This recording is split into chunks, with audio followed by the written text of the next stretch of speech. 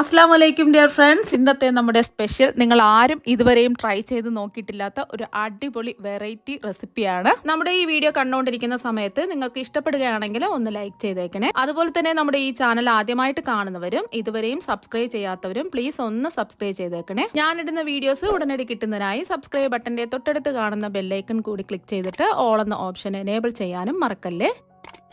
ആദ്യം തന്നെ ഇതിനായിട്ട് ഞാനിവിടെ നല്ല പഴുത്തിട്ടുള്ള 12 നാരങ്ങയാണ് എടുത്തിട്ടുള്ളത്. അത്യാവശ്യം വലുപ്പമുള്ള 12 നാരങ്ങയാണ് എടുത്തിട്ടുള്ളത്. നമ്മൾ നാരങ്ങ എടുക്കുന്ന സമയത്ത് നല്ലോണം പഴുത്ത നാരങ്ങ നോക്കി എടുക്കാം. പച്ച നാരങ്ങ എടുക്കരുത്, അതുപോലെ തന്നെ വാടിയ നാരങ്ങയും എടുക്കരുത്. അപ്പോൾ ആ നാരങ്ങയെല്ലാം കഴുകി വൃത്തിയാക്കി എടുത്തതിന് ശേഷം ഒരു കോട്ടൺ ടവലും കൊണ്ട് ഒന്ന് തുടച്ച് വൃത്തിയാക്കി എടുത്തിട്ടുണ്ട്. ഒട്ടും തന്നെ ഈർപ്പം ഉണ്ടാവാൻ പാടില്ല.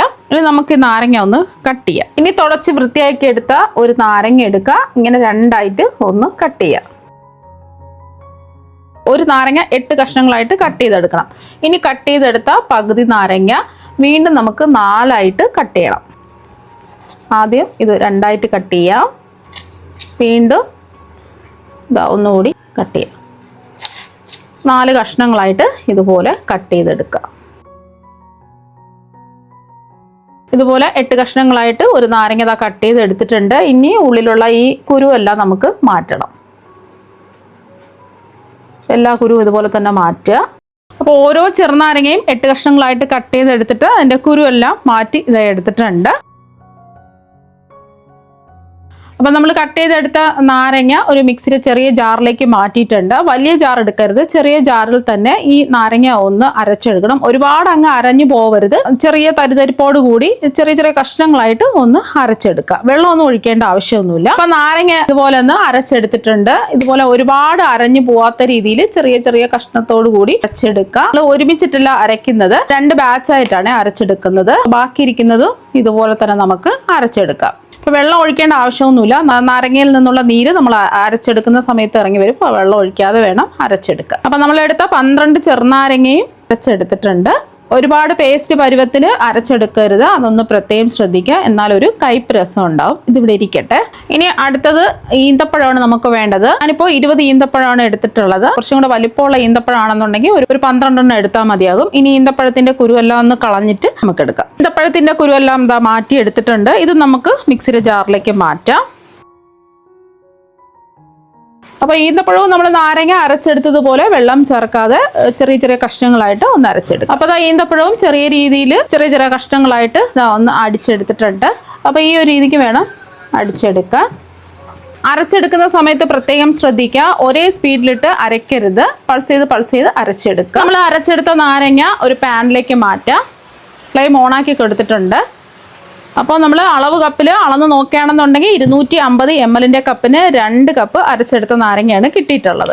ഇനി ഇതൊന്ന് ഇളക്കി കൊടുക്കാം. ഫ്ലെയിം മീഡിയം ഫ്ലെയിം വെച്ച് കൊടുക്കാം. നാരങ്ങയിലുള്ള ഈർപ്പൊക്കെ ഒന്ന് വറ്റി വരുന്നവരെ ഒന്ന് ഇളക്കി കൊടുക്കാം. അപ്പോൾ നാരങ്ങയിലുള്ള ആ വെള്ളമയമൊക്കെ വറ്റി വന്നിട്ടുണ്ട്. ഒട്ടും തന്നെ വെള്ളമയം ഇല്ല.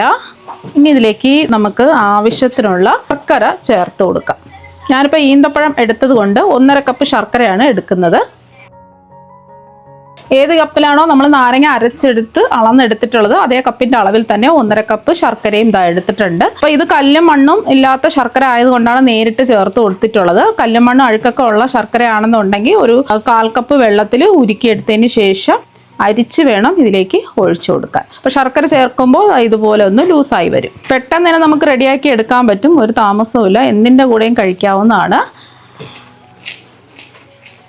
അപ്പോൾ ശർക്കര എല്ലാം ഒന്ന് മെൽറ്റായി വന്നിട്ടുണ്ട്. ഈ ഒരു സമയം നമ്മൾ അരച്ചെടുത്ത ഈന്തപ്പഴം ഒരു 1/2 കപ്പാണ് നമ്മൾ അരച്ചെടുത്തിട്ട് കിട്ടുന്നത്. 1/2 കപ്പ് അതും കൂടി ചേർത്തിട്ട് ഒന്ന് ഇളക്കി യോജിപ്പിക്കാം. അപ്പോൾ ഈന്തപ്പഴം ചേർത്ത് കൊടുത്തത് കൊണ്ടാണ് ഞാൻ 1.5 കപ്പ് ശർക്കര എടുത്തിട്ടുള്ളത്. അപ്പോൾ ഈന്തപ്പഴത്തിൻ്റെ മധുരവും കൂടെ കിട്ടും. കുറച്ചും കൂടെ നല്ല മധുരം വേണമെന്നുണ്ടെങ്കിൽ 2 കപ്പ് ശർക്കര ചേർത്ത് കൊടുക്കുക. ഇത് അത്യാവശ്യം നല്ല മധുരം ഉണ്ട്. എല്ലാം ഒന്ന് മിക്സ് ചെയ്ത് യോജിപ്പിക്കാം. ഈന്തപ്പഴം അരച്ചതും കൂടെ ചേർത്ത് കൊടുത്ത് നന്നായിട്ട് ഒന്ന് ഇളക്കി കൊടുത്തിട്ടുണ്ട്. ഫ്ലെയിം കുറച്ച് വെക്കുക. ഇനി ഇതിലേക്ക് ആവശ്യത്തിനുള്ള ഉപ്പ് ചേർത്ത് കൊടുക്കാം. ഞാനിപ്പോൾ ഒരു 1/2 ടീസ്പൂൺ ഉപ്പാണ് ചേർത്ത് കൊടുക്കുന്നത്. ലാസ്റ്റിൽ ഉപ്പ് കുറവുണ്ടെന്നുണ്ടെങ്കിൽ ആവശ്യത്തിനുള്ള ഉപ്പ് ചേർത്ത് കൊടുത്താൽ മതി. എല്ലാം ഒന്ന് മിക്സ് ചെയ്യുക. ഇനി ഇതിലേക്ക് 2 ടേബിൾ സ്പൂൺ മുളക് പൊടി ചേർത്ത് കൊടുക്കാം. ഞാനിപ്പോൾ കാശ്മീരി മുളക് പൊടിയാണ് എടുത്തിട്ടുള്ളത്. സാധാരണ എരിവുള്ള മുളക് പൊടിയാണെന്നുണ്ടെങ്കിൽ 1 ടേബിൾ സ്പൂൺ എടുക്കുക. അവരവരുടെ എരിവിനനുസരിച്ചിട്ട് മുളക് പൊടി ചേർത്ത് കൊടുക്കാം. ഇത് എരിവും പുളിയും മധുരവും ഒക്കെ ഉള്ള ഒരു സ്വീറ്റ് ആണ്. അപ്പൊ ഇത് എന്തിന്റെ കൂടെയും കഴിക്കാവുന്നതാണ്. ഒന്ന് ഇളക്കി യോജിപ്പിക്കുക. ഇതിൽ നമ്മൾ എണ്ണയോ നെയ്യോ ഒന്നും തന്നെ ചേർക്കുന്നില്ല. അപ്പോൾ ഞാനെല്ലാം ഒന്ന് ഇളക്കി കൊടുത്തതിന് ശേഷം ഉപ്പ് നോക്കിയപ്പോൾ കുറവായതുകൊണ്ട് ഒരു 1/4 ടീസ്പൂൺ ഉപ്പും കൂടി ചേർത്ത് കൊടുത്ത് ഒന്ന് ഇളക്കി യോജിപ്പിക്കാം. ഇത്രയേ ഉള്ളൂ. പെട്ടെന്ന് സിമ്പിളായിട്ട് നമുക്ക് റെഡിയാക്കി എടുക്കാവുന്നേ ഉള്ളൂ. ഇനി 1-2 മിനിറ്റ് ഫ്ലെയിം കുറച്ച് വെച്ച് എല്ലാം ഒന്ന് മുളക് പൊടിയുടെ ആ ഒരു പച്ചച്ചുവൊക്കെ ഒന്ന് മാറി കിട്ടുന്നതിന് വേണ്ടിയിട്ട് മൂടി വെച്ച് ഒന്ന് കുക്ക് ചെയ്തെടുക്കാം. നമ്മളിത് മൂടി വെച്ച് കുക്ക് ചെയ്യാൻ തുടങ്ങിയിട്ട് 2 മിനിറ്റായി. ഇടയ്ക്ക് ഇളക്കി കൊടുത്തിട്ടുണ്ടായിരുന്നു. നല്ലൊരു മണം വരുന്നുണ്ട്. എല്ലാം ഒന്ന് ഇളക്കി യോജിപ്പിക്കാം. അപ്പോൾ നിങ്ങൾക്ക് വേണമെന്നുണ്ടെങ്കിൽ ലാസ്റ്റിൽ 2 ടേബിൾ സ്പൂൺ പഞ്ചസാരയൊക്കെ ചേർത്ത് കൊടുക്കാം. ഞാനിപ്പോൾ പഞ്ചസാരയൊന്നും ചേർക്കുന്നില്ല. കറക്റ്റ് പാകത്തിലുള്ള മധുരമാണ്. മധുരം കുറവാണെന്നുണ്ടെങ്കിൽ പഞ്ചസാരയോ ശർക്കരയോ ചേർത്ത് കൊടുക്കാം. അപ്പോൾ ഇത്രയേ ഉള്ളൂ. നമുക്ക് ഫ്ലെയിം ഓഫ് ആക്കിയിട്ട് ഇത് ചൂട് മാറാൻ വേണ്ടിയിട്ട് മാറ്റി വയ്ക്കാം. അപ്പോൾ ഇത് എന്തിൻ്റെ കൂടെയും കഴിക്കാവുന്നതാണ്. അപ്പം, ഇടിയപ്പം, ചപ്പാത്തി, ദോശ, ചോറ് അങ്ങനെ എല്ലാത്തിൻ്റെ കൂടെയും കഴിക്കാവുന്നതാണ്. നല്ല അടിപൊളി ടേസ്റ്റാണ് കഴിക്കാൻ വേണ്ടിയിട്ട്. പിന്നെ ഒരു കാര്യം ശ്രദ്ധിക്കാനുള്ളത്, നല്ല ഫ്രഷ് ആയിട്ടുള്ള നല്ല പഴുത്ത നാരങ്ങ നോക്കി എടുക്കുക. അല്ലാന്നുണ്ടെങ്കിൽ നമ്മളിത് ചെയ്ത് വരുമ്പോൾ ഒരു കയ്പ്പ് രസം ഉണ്ടാവും. അതൊന്ന് പ്രത്യേകം ശ്രദ്ധിച്ചാൽ മാത്രം മതി. കുട്ടികൾക്കും മുതിർന്നവർക്കും എല്ലാവർക്കും ഒരുപാട് ഇഷ്ടമാകും. പിന്നെ ഇത് ഇരിക്കും തോറും നല്ല ടേസ്റ്റാണ് കഴിക്കാൻ വേണ്ടിയിട്ട്. പുറത്ത് നമുക്ക് 2 ആഴ്ച വരെയൊക്കെ സൂക്ഷിച്ച് വെക്കാൻ പറ്റും. ഇതിൽ നമ്മൾ വിനാഗിരി ഒന്നും ചേർത്തിട്ടില്ല.